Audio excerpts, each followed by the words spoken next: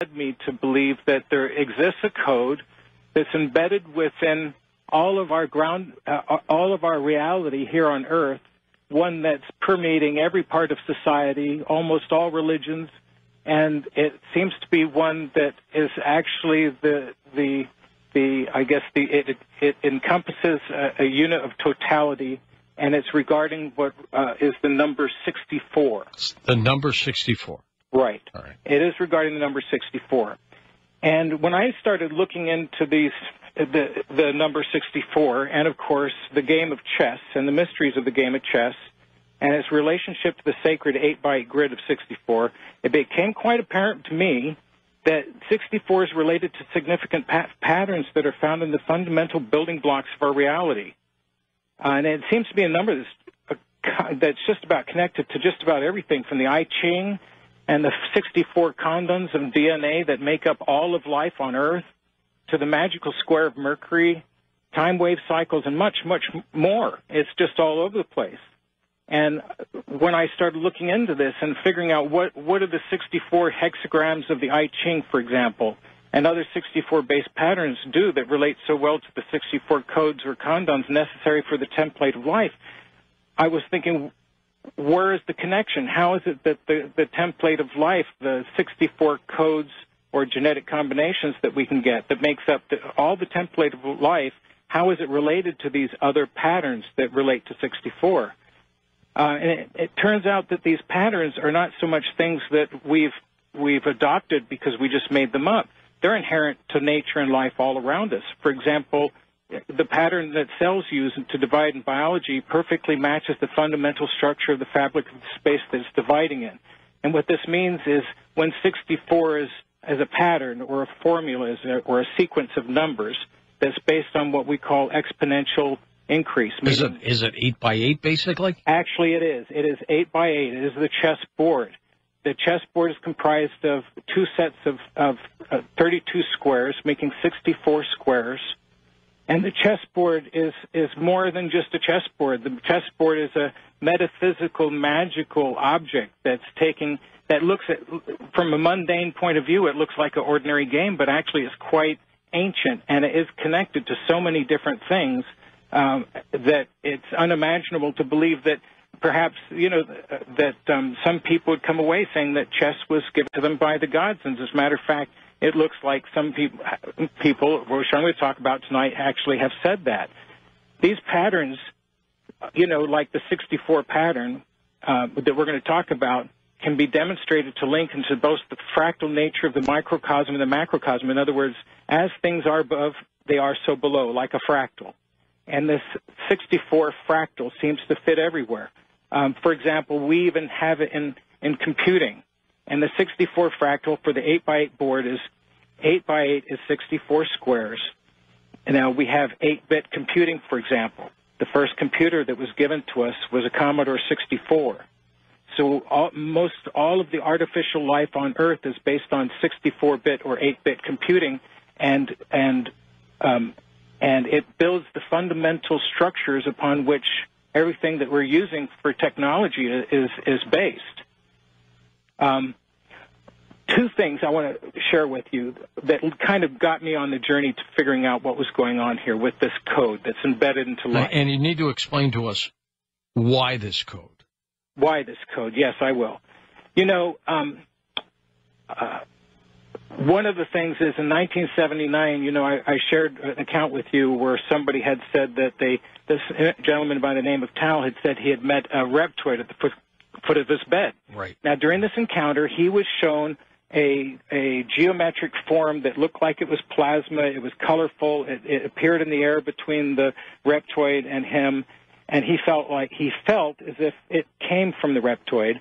And this geometric rotating structure that was really beautiful and rotating, the internal structure was rotating at different rates, came to him and entered his head. And he could feel something enter his head. And after this, he had this explosion of type of realization. He was shown things like the cosmic unfolding of the universe, all these things where he didn't really know what was going on. But the overall encounter were two things. He came away with this idea that somehow 64 fit into things, but he could not understand it. And the second thing was that the reptoid, the only words that the reptoids clearly communicated with him was, "All is light." And that's what the reptoid told him before it disappeared. Now, I want to take you to a case of another gentleman. And this gentleman is known in the field of international chess. And when we were looking into this thing about 64 and trying to figure out what 64 meant to Tao, because, of course, I'm trying to sit here saying, why did this being infuse in Tao this idea of 64? Well, over the years, we looked at this. Suddenly, there was this case that came up of the former president of Kalmykia, north of the Caspian Sea. His name was Kirsan Nikolaevich Illuminov. Pronounce that again? Yeah, Kirsan Nikolaevich Illuminov. Nobody would know who he was. You could say anything you want. Kirsan, we'll call him. All right. Now he is he is now not, but he was the former president of Kalmykia, and which is a state that's under the Russian Federation. And he said that in 1997 he was visited by aliens and they abducted him. Now, his alien contact informed him that the chessboard was connected to the Cosmokit, and it was a key for us to use. Huh. See, now, and he's not getting this, but what he's not getting this as a message, but what he's getting is when he comes out of his encounter, he starts making statements such as, quote, "Each year, archaeologists find evidence of chess in America, India, Japan, China, played under the same rules from a time without planes or the Internet. Look at the chessboard of 64 squares, and our cells are made of 64 pieces. All of this shows us that chess comes from either God or the UFOs." Now, I never even thought of that. Yeah, well, now he's thinking this. He's trying to figure out what's going on here. They came to me. They gave me information. He's trying to simulate some of the information into normal thinking and words that he can put across. But you can see he's absolutely enthused with this idea that chess has this background to it that is not exactly modern, but is more ancient, and more so, it may not have come from human beings originally, the idea of the game of chess. Now, when Kirsan had this meeting with the aliens, you know, there were oppositional leaders in Russian parliamentarian wanted the president at that time, Medvedev, to turn around and say that this guy Kirsan may have been revealing secret state information to the aliens. They were very upset that the aliens would contact him and not the Kremlin. And you got to wonder, why would they contact this guy instead of the Kremlin? I mean, okay, he's president of the World Chess Federation. His country is the only Buddhist nation throughout the entire federation of the Russian Republic. And so, Russian Federation, sorry. And then, so you're saying, well, why did they contact him? Now, when I started putting the idea of Tao and his contact together, recognizing that the chessboard does have 64 squares, and so that, therefore it is related encounter-wise. I mean, it's a parallel. You have to investigate. It started revealing something that started opening a doorway. I started looking around going, oh, my God, there's 64s everywhere, and they're trying to hide it. And why is that? It's because there's something secret about this idea of 64. Well, to me, a code means something that they're hiding. That's right. That's what a code is. Right. I mean, look, a long time ago, somebody had noticed, it must have been a long time ago, for example, mitosis. This is the division of cells in the human body. It goes on a doubling, and the formula of the 64 code is this. Whereas in the golden mean, we're talking about the scale of the golden mean, which is the Fibonacci series. Sorry, 1, 1. It's getting a little late for you, John. I got to wake you up. Okay, yes. 1, 1, 1, 2, 3. Every number is a combination of the preceding two numbers, and that's the formula of the Fibonacci. Whereas in this one, it's 1, 2, 4, 8, 16, 32, and 64. That's a chessboard. And that's all it is. Okay? This is just a simple thing. And what it is this is called exponential increase. It means it's a point of doubling. But when it reaches 64... before you get too far here, because you're losing me. Okay. What do you think the code means? Well, the code means once you get to 64, it means that there's a unit of completion, in other words, a full life. And as I'm going to talk and share with you tonight, I'm going to show and share examples of how people have used this to demonstrate a form of completion, a form of foundation. It's more than just when your life is complete, you're 64 years old. There's far more to that. And that's what I want to share with you tonight. I'm a little lost. Okay. For example, mitosis. 64s are noticing mitosis because they go, when cell division, one cell becomes 2, 2 cells become 4, 4 cells become 8, 8 cells become 16, 16 cells becomes 32, 32 doubles to 64, 64 doubles to 128. That's all well and good. What does that mean? So right. What? Okay. So what we have here is we have a formula based on doubling. And this formula exists in biology with cells. Even for a sperm, for example, it takes exactly 64 days for a sperm to form. From the first time it's a first cell to the last time when it becomes independent as a sperm, it's 64 days. All right. So somewhere along the line, 64 is significant.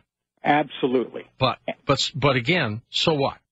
I haven't heard the kicker from you yet. Well, the point here is that when you start taking these ancient systems of knowledge and religious symbol knowledge, and you start seeing that they all share the same code and that they all overlay each other, it means there's something significant in there that humans have recognized and that they're using to benefit them.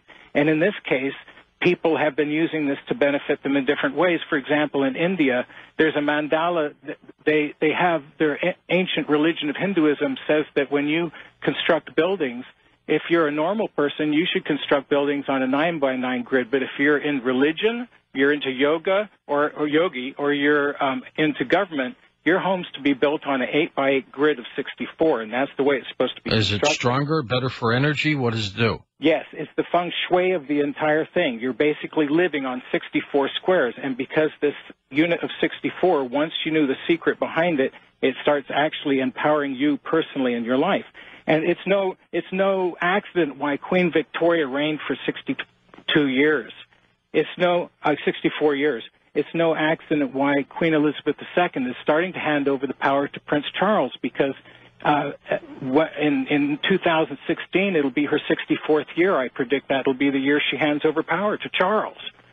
So you start seeing these 64s all around the place, and you go, what is it? Everybody's looking at this 64. In ancient times, everybody was coding around it, but it seems like this has been just left to us as the lyrics of a song instead of what it's all about. So you're saying, though, we should use this, and how? Well, you should use it just as the ancients did. Some people used it as a form of divination in ancient times, like with the I Ching. You're talking about 64 separate combinations that all together become more or less an example or an advisement to how you should be operating your life at any given moment.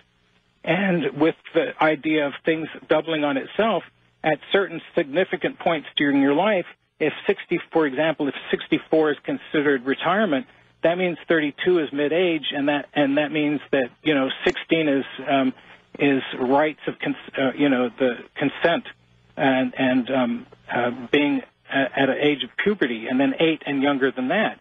So you have these stages in your life where you could say, okay, my child, when they're going through this, at exactly 32 years, I'm going to say that's half my life. I want what do I want completed by that time? Because after that point, I've got exactly a doubling of that to reach the point of retirement.